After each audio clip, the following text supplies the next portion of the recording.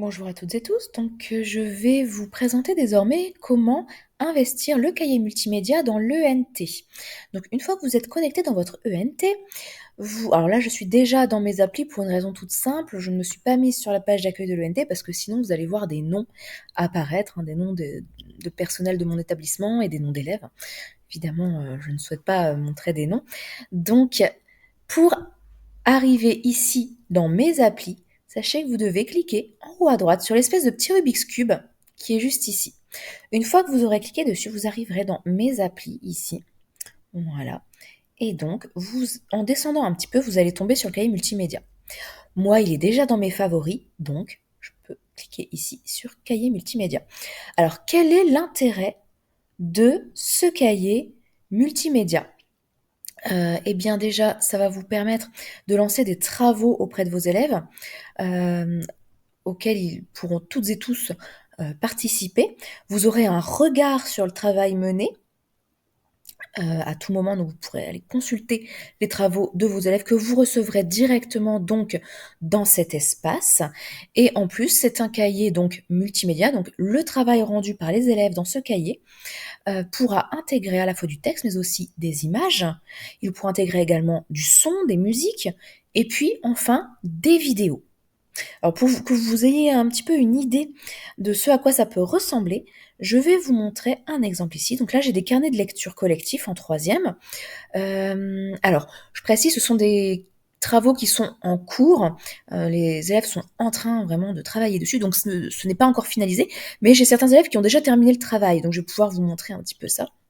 Alors, quand je double-clique dessus, voilà, j'arrive ici dans le carnet multimédia.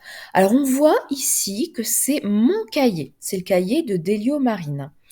Pourtant, tous les élèves de cette classe de 3e Colorado ont pu participer. Alors, je vous montrerai après comment faire si vous souhaitez qu'une classe entière participe à un carnet. Et puis, je vous montrerai également comment faire pour que les élèves puissent avoir chacun leur carnet, mais que vous ayez tout de même une vue sur leur travail. Voilà, c'est deux modalités qui sont possibles. Donc ici, voilà, j'ai intégré une image. Je précise d'ailleurs, générée par intelligence artificielle avec Canva. Donc je vous invite également à regarder ma petite vidéo sur l'intelligence artificielle dans Canva et la génération d'images. Donc vous voyez, c'est un carnet qui se présente, assez classique, et vous allez de gauche à droite pour passer les pages. Voilà, donc là on arrive page 2. Donc ici j'ai pu mettre mes petites consignes concernant le travail. Vous voyez, on peut vraiment mettre de la couleur dans ce carnet, et vous pouvez intégrer des liens externes, donc qui permettront aux élèves de sortir du carnet de lecture, de ce cahier multimédia, pardon. Donc, par exemple, ici, j'ai mis télécharger de la musique libre et gratuite avec Au bout du fil. Si les élèves cliquent sur ce lien, ils atterriront sur le site d'Au bout du fil dans un nouvel onglet. Alors, je vais descendre un peu la page pour pas qu'on voit les noms des élèves. Donc, on va passer. Hop, donc là, on a un premier travail, mais c'est pas celui-ci qui va nous intéresser. Je vais vous montrer un travail qui présente vraiment deux types de médias. Voici. Donc, ici, nous voyons que l'élève qui a travaillé sur son compte-rendu de lecture a mis à la fois du texte. On constate également qu'il a travaillé sur la police, donc on a une même police qui a été choisie. On a ici donc, la couverture du livre. On voit que l'élève a pu mettre du texte qu'il a vraiment organisé sur cette page comme bon lui semblait. Et en plus, il a pu intégrer une musique d'ambiance qui, à son goût, représente bien l'ambiance de son outil.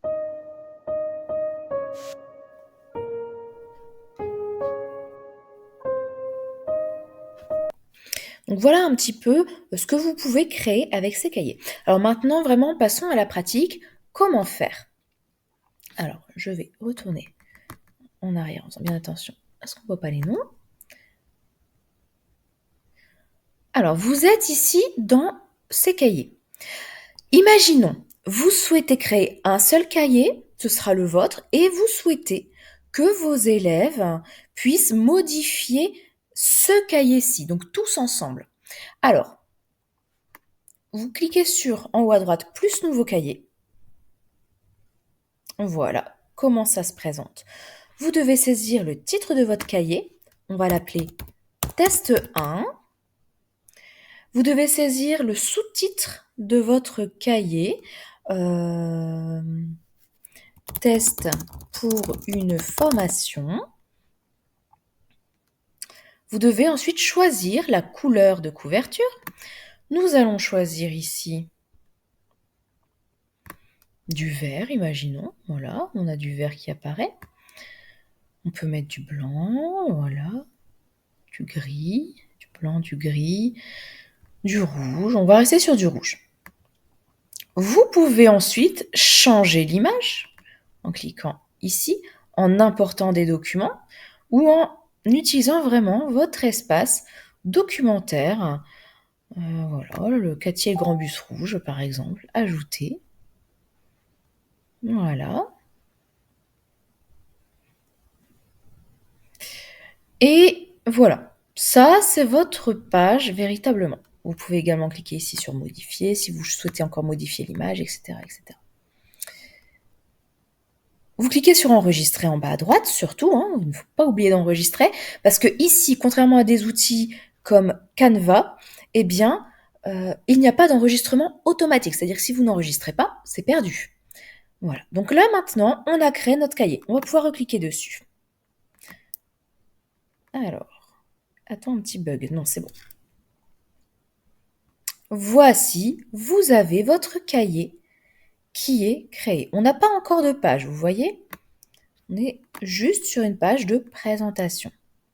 Vous pouvez donc à ce moment-là commencer à modifier votre cahier ou alors cliquer sur plus. Et c'est ça qui va nous intéresser pour ajouter des personnes qui peuvent éditer ou consulter le cahier.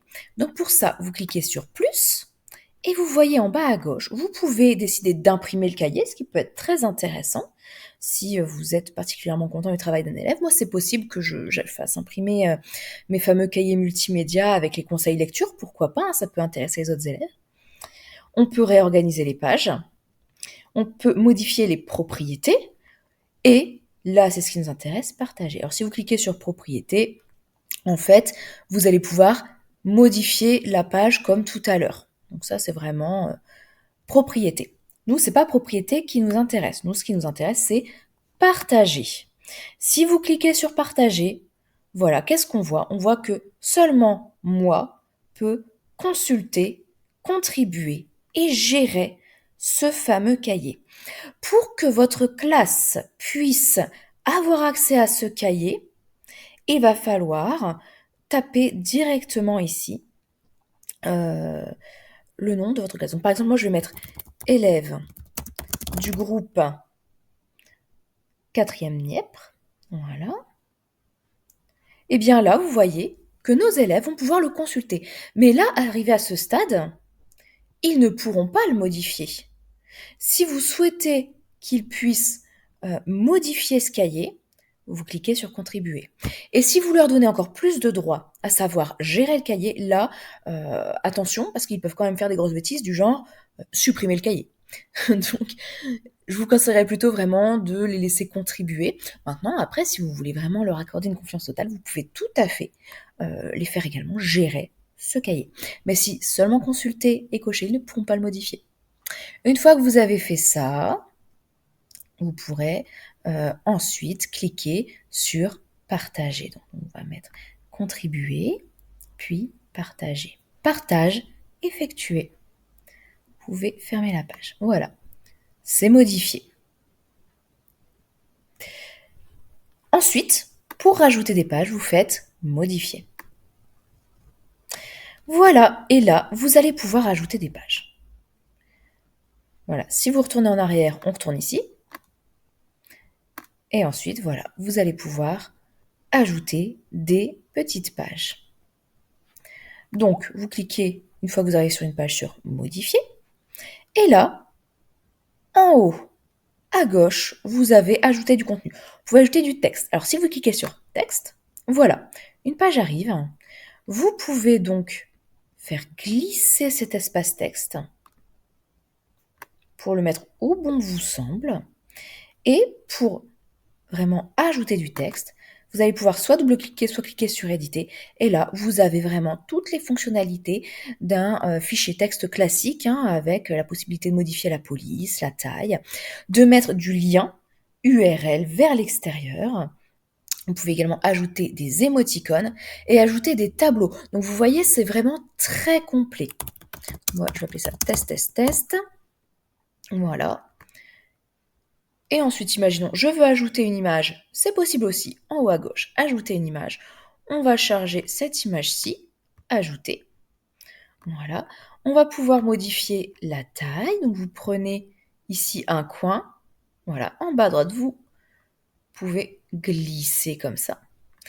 Et si vous voulez aller un petit peu plus loin, vous pouvez cliquer sur retoucher.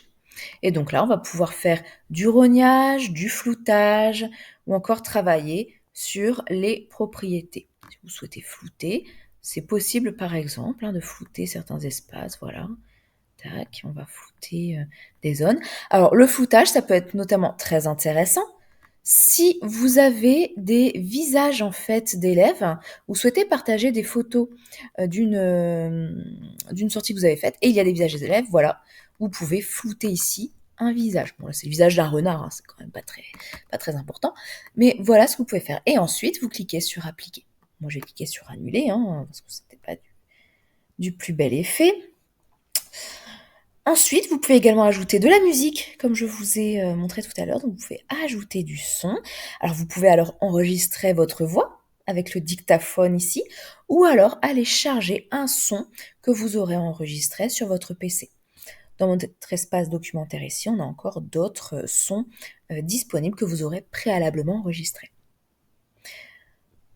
Par exemple, ici, dictaphone, on va faire démarrer l'enregistrement.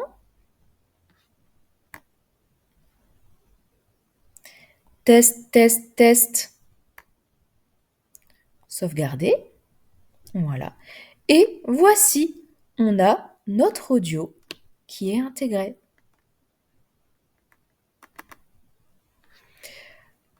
Enfin, on peut ajouter des vidéos, ajouter une image de fond et supprimer l'image de fond. Alors, si on ajoute une image de fond, alors là, ça va être extrêmement laid parce que je vais mettre des images sur des images, c'est vraiment pour vous montrer.